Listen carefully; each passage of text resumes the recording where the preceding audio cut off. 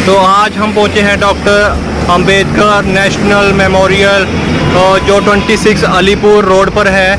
इसका खुलने का समय है, गर्मियों में ये खुलता है 12 बजे से लेकर 8 बजे तक और विंटर में खुलता है 11 से 7 बजे तक। मंडे को कभी भी ना आए क्योंकि मंडे को यहाँ पर हॉलीडे होता है। तो एंट्री फीस 0 है। तो इस बहुत ही अच्छा मार्ग है बाबा भीमराव अंबेडकर जी का। आओ चलिए हम अंदर आपको ले चलते हैं। ये देखिए कितना खूबसूरत नज़ारा है यहाँ पर। लाइटिंग बहुत अच्छी है, किताब की तरह, संविधान की किताब की तरह इस बिल्डिंग आकार दिया गया है। सबसे पहले हमें यहाँ पर आना होता है और रजिस्ट्रेशन करवानी होती है गेट पर। गेट पर रजिस्ट्रेशन करवाने के बाद हमें इस गेट के माध्यम से अंदर जाना होता है। अगर आप कोई बैग वगैरह लेकर आए हैं तो बैग यहाँ पर डिपॉजिट करवाना होगा, क्योंकि अंदर हम बैग वगैरह नहीं लेके जा सकते। इस बिल्डिंग को देखकर हमें ऐसे लगता है जैसे संविधान की किताब को देख रहे हो। यह सारे पन्ने हैं जो लगे हुए हैं, इस तरह से इस बिल्डिंग को तैयार किया गया है। बहुत ही खूबसूरत लगती है, रात को लाइटिंग में तो ये बहुत ही खूबसूरत दिखाई देती है। ये अशोक चक्कर है जिसकी ऊंचाई 11 मीटर है और ये अशोक चक्कर देखने में बहुत ही सुंदर है। इसके चारों तरफ शेर की आकृति बनी हुई है और बहुत ही खूबसूरत है। ये फ्रंट गेट के बिल्कुल सामने बना हुआ है। आओ चलिए अब हम अंदर चलते हैं और भीमराव अंबेडकर जी के बारे में जानकारियों को एकत्रित करते हैं और हम अंदर से इस खूबसूरती को देखने की कोशिश करेंगे और आपको दिखाने की कोशिश करूंगा कि कितना खूबसूरत ये स्मारक बनाया गया है।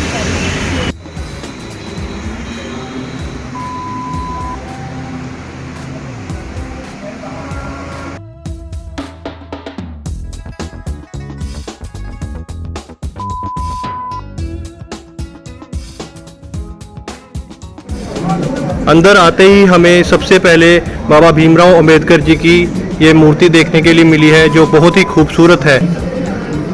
सबसे पहले आपको इस काउंटर पे आना पड़ेगा और यहाँ पर अपनी रजिस्ट्रेशन करवानी पड़ेगी और यहाँ से रजिस्ट्रेशन कराने के बाद आपको, अगर आप चाहते हो तो एक गाइड भी प्रोवाइड किया जाएगा और वो सभी आपको इस सब के बारे में जानकारी प्रोवाइड करवाएंगे।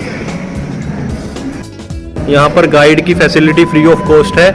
अगर आप चाहते हो भी आपको इन सभी चित्रों के बारे में, प्रदर्शनी के बारे में जानकारी दी जाए तो आप काउंटर पे बोल सकते हैं, वो आपको गाइड प्रोवाइड करवा देंगे।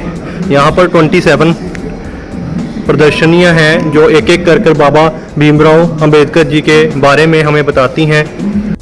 हेलो कुंदन सर, आप ही आज हमें गाइड करेंगे, ठीक है? तो चलिए।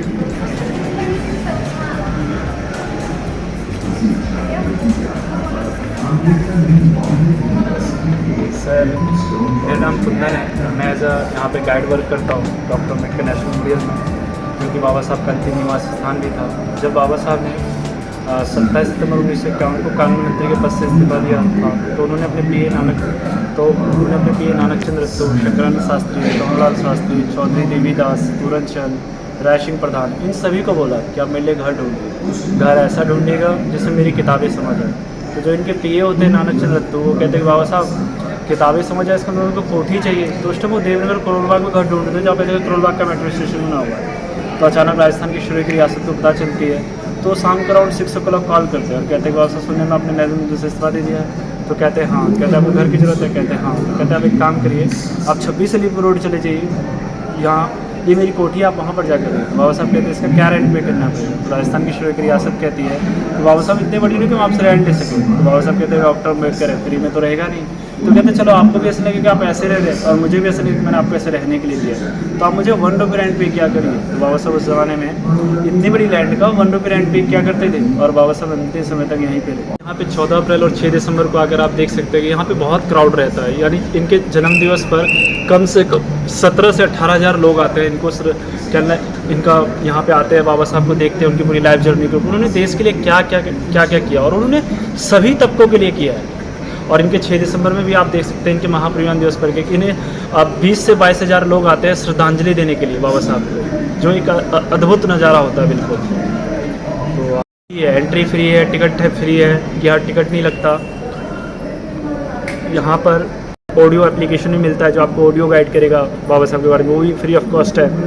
तो आप यहाँ पे आकर एक बार ज़रूर यहाँ पे विजिट करना चाहिए बाबा साहब का मंदिर में।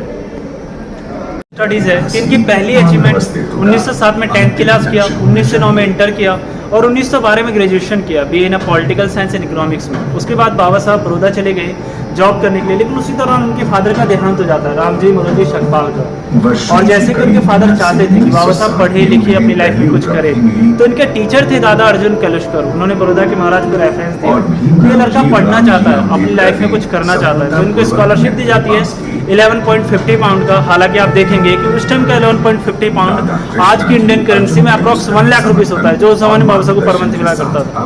तो बाबा साहब स्कॉलरशिप लेते हैं और कोलंबिया कैंपस पढ़ने जाते हैं। From 1913 to 1916 he stay in Columbia campus where is experience freedom and equality. जो स्वतंत्रता और समानता का अनुभव हुआ था वो बाबा साहब को कोलंबिया कैंपस में हुआ था। यहाँ पे लाइब्रेरी खुलने से पहले पहुंच जाते थे और लाइब्रेरी बंद होने तक बाबा साहब पढ़ा करते थे। बाबा साहब 18 घंटे रोज पढ़ा करते थे। यहाँ पे जो इनका मेन सब्जेक्ट था वो इकोनॉमिक्स था। एंसिलरी सब्जेक्ट उन्होंने बहुत सारे पढ़ लिए थे, philosophy, sociology, anthropology, history, pol science and Baba Saheb was the master in the 64 subject. जब 2016 में रिसर्च किया गया कि who is the best student of Columbia campus, तो बाबा साहब का प्रथम नाम आया, इसलिए इनको सिंबल ऑफ नॉलेज से सम्मानित किया। और आज भी कोलंबिया मानती है कि बाबा साहब जैसा छात्र नहीं आए। और उसके बाद बड़ौदा के महाराज से कि जब आप कोलंबिया से पोस्ट ग्रेजुएशन कर लेंगे ना तो आप हमारे यहाँ पे 10 ईयर की सर्विस देंगे। तो वो इंडिया आते हैं और गुजरात जाते हैं। पूरा बड़ौदा का सीन है।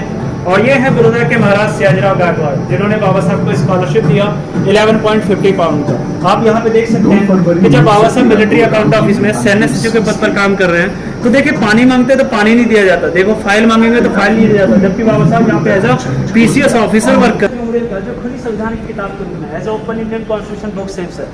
आप देख सकते हैं we are coming from this gate in front of pillar now inside this memorial. This is not a floor, this is a layer sir, and this is the Buddha statue. और वहाँ पर sir after 5:30 lighting musical fountains होते हैं sir. ये seating area है sir, आइए sir. और ये लास्ट स्पीच है जो उन्होंने संविधान इस स्टैचू प्राइस 1 करोड़ है, 1 करोड़। जब आप इसे टच करेंगे तो ह्यूमन वाली फीलिंग है, but we can not touch. इनके आईज वगैरह हैंड वगैरह सब। If we wish to maintain democracy, not merely in form, but also in fact, what must we do? Please come. The first thing in my judgment we must do is to hold fast to constitutional methods of achieving our social and economic objectives. था sir. और ये प्रथम प्रधानमंत्री पंडित जवाहरलाल नेहरू, प्रथम प्रधानमंत्री सरदार वल्लभ भाई पटेल, प्रथम labour minister बाबू जगजीवन राम, प्रथम defence minister Sardar Baldev Singh, and प्रथम लॉ मिनिस्टर बाबा साहब डॉक्टर अम्बेडकर सर, एंड प्रथम education minister Maulana Abul Kalam Azad, and first health minister Rajkumari Amrita Gaur sir. और इसमें सर विभिन्न धर्मों के लोगों को लिया गया और ये कॉन्सेप्ट हमने वहाँ से लिया और रियल फोटो है। और सर जब हमारे नरेंद्र मोदी जी की यहाँ पे विजिट थी तो केवल 5 मिनट्स इसी को देखते रह गए थे कि क्या बनाया है। No justification for आप देख these सकते हैं आप इस क्विज स्पीच ऐसे है, क्विज है बच्चे, ये स्पीच है बाबा साहब की, ये ओरिजिनल वॉइस है जो उन्होंने संविधान सभा असेंबली में दी थी सर। ये ओरिजिनल वॉइस है बाबा साहब की जो उन्होंने 17 फरवरी 1946 को एड्रेसिंग किया था कॉन्स्टिट्यूशन असेंबली में। और ये बच्चों के लिए क्विज है। ये did you know how long it took to frame the constitution? 2 years 11 months 18 days। And did you know which the longest written constitution in the world? India. Did you know where the original handwritten copy of the Indian Constitution is kept? Indian Parliament Library. और इस subject में इतनी knowledge है कि आप PhD की एक thesis तैयार कर सकते हैं। ओबामा ने सर यही कहा था 2010 में कि अगर ये हमारे देश में पैदा होते हैं ना तो हम इनका नाम सूर्य रखते, सन। और इन्होंने USA में किया भी सर। आप कोलंबिया में कभी विजिट करें तो आपने देखना है कोलंबिया की लाइब्रेरी के सामने जस्ट बाबा साहब का बहुत बड़ा स्टैचू बनाया है। और जो 100 पॉइंट स्टूडेंट की लिस्ट बनाई ना उसमें डॉक्टर अम्बेडकर नाम पहला दिया, इसलिए इनको 10 सिंबल ऑफ नॉलेज से सम्मानित किया सर। हो गया, शाइनिंग हो गई। तो हैंड ओवर करते हुए प्रथम कानून मंत्री बाबा साहब डॉक्टर अम्बेडकर, प्रथम राष्ट्रपति doctor Rajendra Prasad, first prime minister Pandit Jawaharlal Nehru, first deputy prime minister Sardar Vallabh Bhai Patel, and first education minister Maulana Abul Kalam Azad. इस प्रदर्शनी में बाबा साहब की वस्तुएं रखी हुई हैं और यहाँ आके मुझे फील हुआ जैसे मैं बाबा साहब के बिल्कुल सामने खड़ा हूँ और मुझे उनके चरण स्पष्ट करने का मौका मिल रहा है।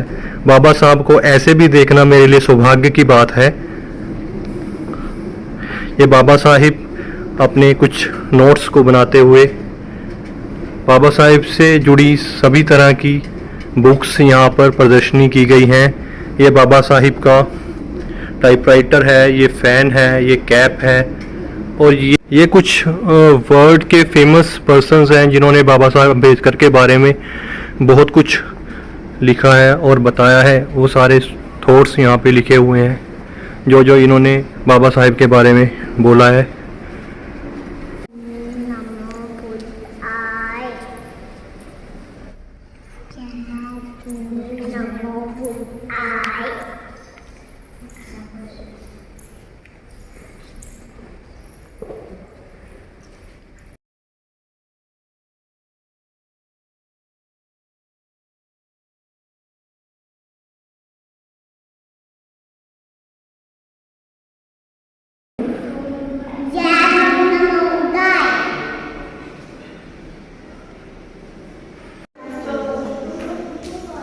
सबसे लास्ट में भगवान तथागत बुद्ध की मूर्ति संगमरमर से बनाई गई है और ये पूरी मूर्ति एक पत्थर से बनाई गई है और इसकी कीमत जो है वो हमें गाइड ने बताई है 1 करोड़ रुपीस है।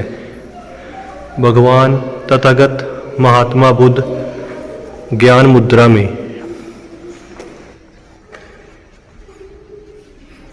This is for canteen way, canteen जाने के लिए रास्ता।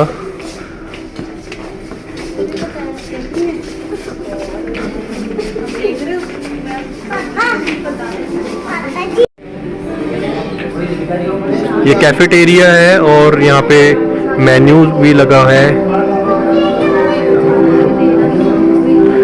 तो इकोनॉमिक प्राइस पे सारी चीज़ें प्रोवाइड करवा रहे हैं यहाँ पे।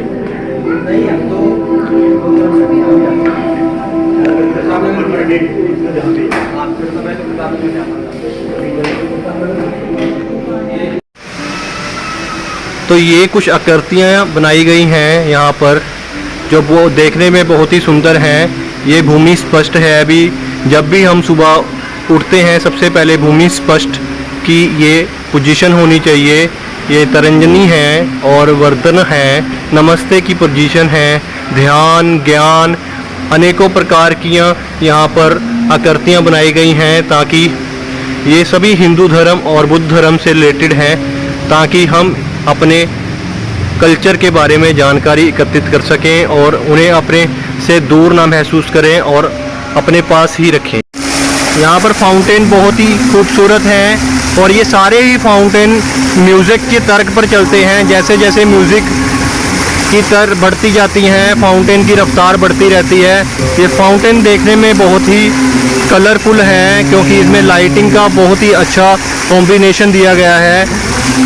तोरण द्वार है जो बहुत ही खूबसूरत है। इसमें की गई आकृतियाँ बहुत ही अच्छी हैं और हस्तकला का बहुत ही अच्छा नमूना है ये तोरण द्वार, जो यहाँ पर 2 द्वार बनाए गए हैं तोरण द्वार।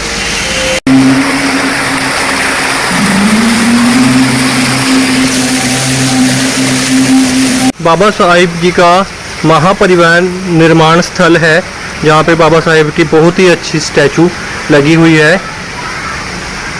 14 अप्रैल 1891 को बाबा साहिब भीमराव अम्बेडकर जी का जन्म हुआ था और 6 दिसंबर 1956 को बाबा भीमराव अम्बेडकर जी महापरिवार निर्माण। तो सर बाबा साहिब भीमराव अम्बेडकर जी के यहाँ पे आने पर आपको कैसा लगा? सर एक्चुअली ये बहुत ही खूबसूरत जगह है सर, बहुत ही अच्छा लगा मुझे अम्बेडकर नेशनल मेमोरियल। ओके। और मैं ये दूसरी टाइम आया हूँ। सेकंड टाइम आए हो आप यहाँ पे? सेकंड टाइम आया। Very good. और सर डिजिटल जो यहाँ पे पिक्स हैं वो लाजवाब हैं सर। ओके। कुछ लोग तो वहाँ जाते सर डर जाते हैं देख करके क्योंकि उनको आइडिया नहीं होता कि ये सर बोलेंगे और सर क्या करेंगे। ओके। तो बोलने लगते हैं। तो इतना खूबसूरत है और मैं समझता हूँ सर बहुत जगह गया हूँ। ओके। पूरी दिल्ली का सबसे बेस्ट प्लेस मुझे ये लगा है यहाँ आकर के। ठीक है। तो मैंने जिनको मैंने प्रेफर किया जाने के लिए आने के जिन्होंने देखा उन्होंने भी बताया कि सबसे बेस्ट प्लेस है दिल्ली का, हर जगह से अच्छा है। ठीक है। हर पिक्स हर चीज़ जो कुछ ना कुछ मैसेज ड्रॉप कर रही है उसको हमें समझने की जरूरत है। हर पिक्स मैसेज ड्रॉप कर रही है। जो नेचुरल तो है, ऐतिहासिक तो है, हिस्ट्री है ही है। तो हमें सर ये देखे और सब कुछ इतना बढ़िया नेचुरलिटी भी है यहाँ पे, इतना बढ़िया। और सबसे बढ़िया बात है भी यहाँ पे फ्री ऑफ कॉस्ट है। यस, फ्री ऑफ कॉस्ट है। कहीं पे भी दिल्ली में चले जाओ आपको कहीं ना कहीं तो टिकट लेनी ही पड़ेगी, पर बाबा भीमराव अंबेडकर जी की ऐसी कृपा रही है यहाँ पे भी उन्होंने फ्री ऑफ कॉस्ट इसको ओपन करवा दिया है। Yes sir, free of cost. और इतना बढ़िया कंस्ट्रक्शन इसका सर, कॉन्स्टिट्यूशनल जो है देखिए, कॉन्स्टिट्यूशन बुक के शेप में इसका स्ट्रक्चर है, मतलब हर चीज़ मतलब परफेक्ट है एकदम। हाँ, परफेक्ट, देखने लायक है सर। Okay. कोई भी ऐसी चीज़ नहीं जो हम ऐसे देखें कि अरे यार छोड़ो यार। तो आप अपने रिलेटिव्स, अपने फ्रेंड्स को क्या मैसेज देना चाहते हो भी वो यहाँ पे आए क्या ना आए और कब आए? सर मैं तो यही कहना चाहूँगा, जो भी दिल्ली में आए, चाहे नेटिव लैंड से है, वो जरूर एक बार शो को देखे, जरूर यहाँ के जाए सर। ओके। और दूसरी बात, जो मेरे फ्रेंड्स हैं उनसे मेरे कुछ वो जो भी नहीं आए हुए वो भी आके देख के जाएं सर। ठीक है, अब हम पूछते हैं दीपिका से। हाय दीपिका, कैसा लगा आपको यहाँ पे आना? मुझे तो बहुत अच्छा लगा।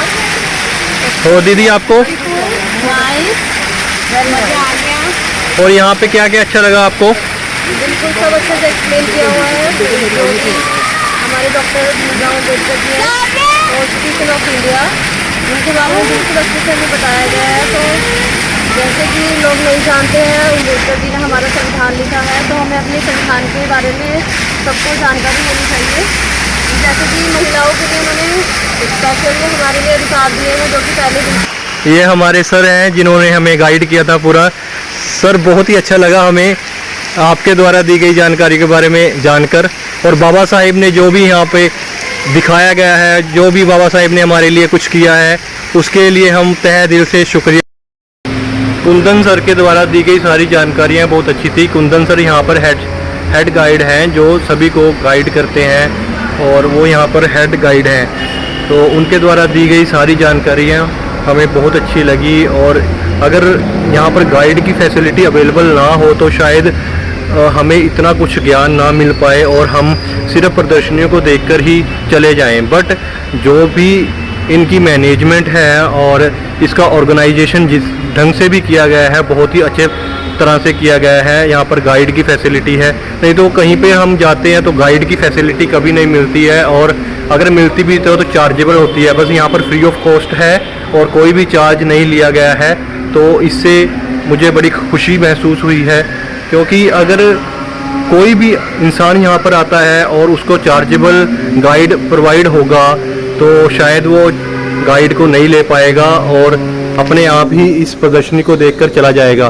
पर गाइड की फैसिलिटी फ्री होने के कारण एक एक जानकारियाँ जो इस स्मारक में हमें मिलनी चाहिए वो हमें मिल पाती हैं। इसलिए आप